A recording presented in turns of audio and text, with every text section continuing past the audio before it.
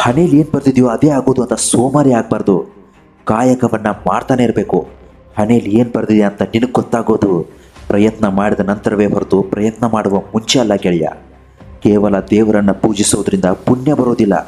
ಉತ್ತಮವಾದ ಬುದ್ಧಿ, ಯೋಚನೆ, ಕೆಲಸ, ಉತ್ತಮವಾದ ಮಾತು, ವರ್ತನೆ, ಕರುಣೆ ಅಷ್ಟೇ ಅಲ್ಲ, ಅಹಿಂಸೆಯಿಂದ ನಿನಗೆ ಪುಣ್ಯ ಸಿಗುತ್ತೆ. ಮುಂಬರುವ ಜನ್ಮಕ್ಕೆ ಈ ಜನ್ಮವೇ ಬುನಾದಿಯಾಗೋದಂತೂ ಸತ್ಯ. ಮೈ ಡಿಯರ್ ಫ್ರೆಂಡ್, ದ್ವೇಷ, ಅಸೂಹೆ, ಸ್ವಾರ್ಥಗಳನ್ನು ನೀನು ಅನ್ಯರ ಮೇಲೆ ಪ್ರಯೋಗಿಸಿದರೆ ಅದು ನಿನಗೆ ಬಡ್ಡಿ ಸಮೇತ ಹಿಂತಿರುಗಿ ಬಂದೇ ಬರುತ್ತೆ. ಇದನ್ನು ಯಾವ ಶಕ್ತಿಯೂ ಕೂಡ ತಪ್ಪಿಸಲು ಸಾಧ್ಯ ಇಲ್ಲ. ಜೀವನದಲ್ಲಿ ಯಾರನ್ನು ಅತಿಯಾಗಿ ಪ್ರೀತಿಸಬೇಡ, ಯಾಕಂದರೆ ನಾಳೆ ಅವರು ನಿನ್ನ ಶತ್ರುವೂ ಆಗಬಲ್ಲರು. ಹಾಗೆ ಯಾರನ್ನು ಅತಿಯಾಗಿ ದ್ವೇಷಿಸಲೂ ಬೇಡ, ಯಾಕಂದರೆ ನಾಳೆ ಅವರು ನಿನ್ನ ಮಿತ್ರರೂ ಆಗಬಲ್ಲರು.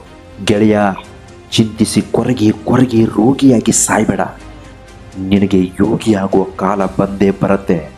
ಆಗಿ ಹೋಗಿದ್ದನ್ನು ದುಃಖವಿಲ್ಲದೆ ಸ್ವೀಕರಿಸು. ಈಗ ಆಗ್ತಾ ಇರೋದನ್ನು ಧೈರ್ಯವಾಗಿ ಎದುರಿಸು.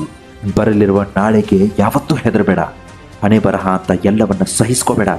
ಧೈರ್ಯದಿಂದ ಮುನ್ನುಗ್ಗು. ಭಗವಂತ ಯಾವುದೋ ಒಂದು ರೂಪದಲ್ಲಿ ನಿನ್ನ ಅಕ್ಕಪಕ್ಕದಲ್ಲೇ ಇರ್ತಾನೆ. ಉದಯಿಸುತ್ತಿರುವ ಸೂರ್ಯ ಮತ್ತು ಓಡುವ ಕುದುರೆಯ ಭಾವಚಿತ್ರ ಹಾಕಿದರೆ ಯಶಸ್ಸು ಸಿಗೋದಿಲ್ಲ. ಯಶಸ್ಸು ಸಿಗಬೇಕು ಅಂದರೆ ಸೂರ್ಯನಿಗಿಂತ ಮೊದಲೇ ಎದ್ದು ಕುದುರೆ ಥರ ಓಡಬೇಕು. ಆದರೆ ದುಡಿತಾ ಇರಬೇಕು, ಕಷ್ಟಪಡ್ತಾ ಇರಬೇಕು, ಬೆವರು ಹರಿಸ್ತಾ ಇರಬೇಕು. ಒಂದು ಮಾತು ಮಾತ್ರ ಚೆನ್ನಾಗಿ ನೆನಪಲ್ಲಿಟ್ಕೋ, ಸುಖದಲ್ಲಿ ಎಲ್ಲರೂ ಸಿಗ್ತಾರೆ, ಆದರೆ ನಿನ್ನ ದುಃಖದಲ್ಲಿ ನಿನಗೆ ಕೇವಲ ಭಗವಂತ ಮಾತ್ರ ಸಿಗ್ತಾನೆ ಅನ್ನೋದು ನಿನ್ನ ನೆನಪಲ್ಲಿರಲಿ. ನಾಳೆಯ ಚಿಂತೆ ಬಿಡು. ಇಂದಿನವರೆಗೂ ಜೊತೆಯಾಗಿ ಮುನ್ನಡೆಸ್ತಾ ಇರೋ ಭಗವಂತ ನಾಳೆಯೂ ಜೊತೆಯಲ್ಲಿರ್ತಾನೆ. ನಂಬಿಕೆ ಅಚಲವಾಗಿರಲಿ, ಯಾಕಂದರೆ ನಂಬಿಕೆಯೇ ಜೀವನದ ಆಧಾರ. ನಿನ್ನ ಬದುಕೇ ಒಂದು ಹೋರಾಟ. ಈ ಹೋರಾಟದಲ್ಲಿ ನೀನು ಮಾಡುವ ಕಾರ್ಯವನ್ನು ಯಾವತ್ತೂ ಸದಾ ಪ್ರಾಮಾಣಿಕವಾಗಿ ಮಾಡಬೇಕು.